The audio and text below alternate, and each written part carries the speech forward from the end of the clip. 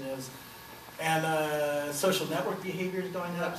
There's a billion tweets every 36 hours on Twitter, and that's doubling every N months. And location, the data about our locations and about our world around us is going up exponentially. So add those 5 things up together, and I've been getting around and talking to like General Motors and Walmart and Oakley and all sorts of companies. And I'm seeing 2 things.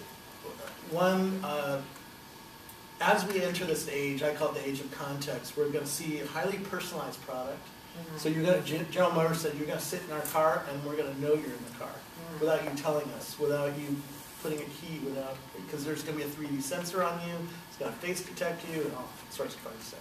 And Tesla already sort of has this with the key. The key knows it's in the car, but not you. Yeah. It's going to be you. So.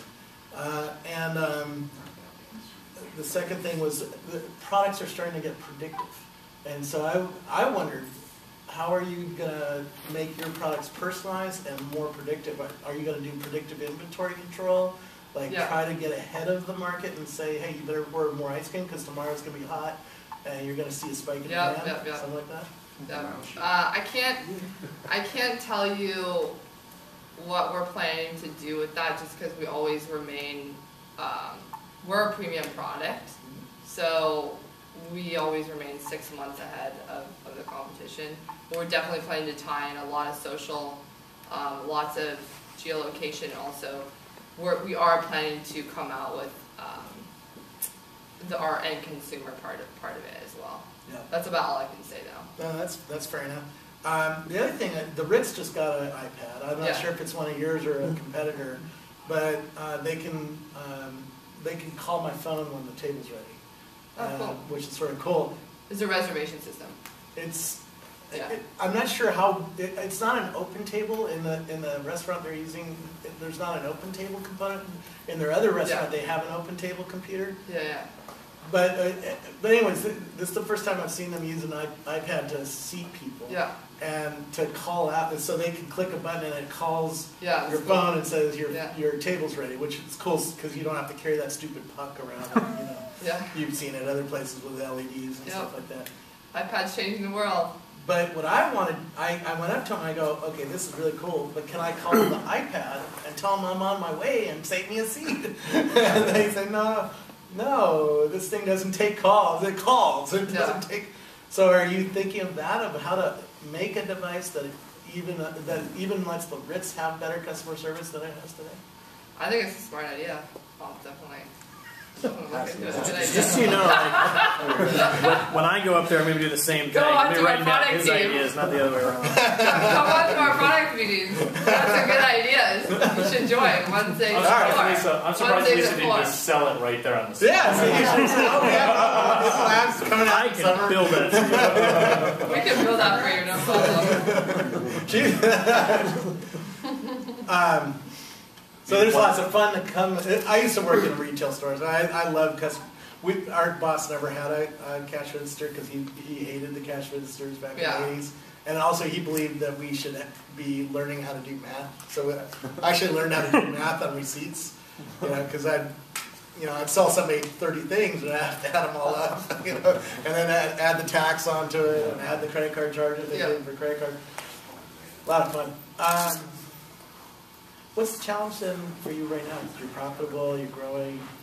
Is it hiring? Is it skill? I mean, HR, dealing with people who are like going puzzle on you, or well, it's funny because now we have over 40 employees, and so it's so different dealing with going through the different stages of an entrepreneur, going through like the baby businesses, and then to come up with the one, like the idea, and that for me was Rebel.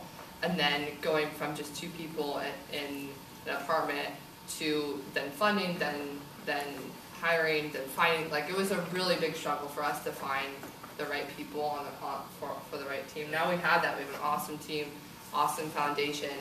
And now it's scaling. How fast are you growing right now? Really quickly. I mean, we're hiring a couple people every week. Yeah, that's good. Yeah. Are you going to look for more funding to gas up faster, or is that a problem? Or we're looking for more funding to accelerate. We don't need to because we're profitable, but just to accelerate things, we're looking at 6 Unpack on that, because I've done several interviews, like with Linda Wyman, who just took $103 million, and she says, I didn't need to take funding. And she said that is the position you want to be in as an entrepreneur, because you're playing your game, not somebody else's game. You're not begging. Unpack on what that meant for you, what that means for you not to have to take funding. Yeah, well, it's the tables have turned. Right now, we have a lot of VCs calling and investors calling us versus previously, where it's just different. Where you have an unproven team. We've already had hockey stick growth, so our results kind of speak for themselves. Yeah. And it does put you in a position where you can negotiate better terms, hopefully. Absolutely. That's why I like Mark Zuckerberg. How much did he take from Microsoft? $550.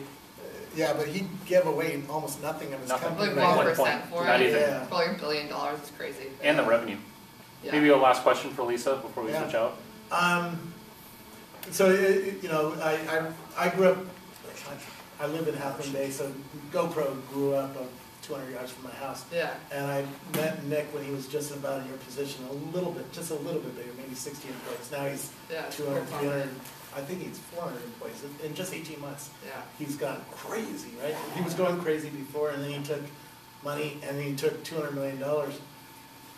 How fast can you gas up, and how do you worry about that in the morning? Like, am I going fast enough? Am I hiring enough people this week? Am I going fast enough? Or how do I go faster? I don't know. This is a good question. Are you dreaming big enough? Yeah. Oh, we do plenty big. Plenty big, yeah. Well, I mean, for us, it was 2011 was kind of R&D. 2012 was kind of let's grow sales, and 2013 is really step on the gas, getting the structure in place.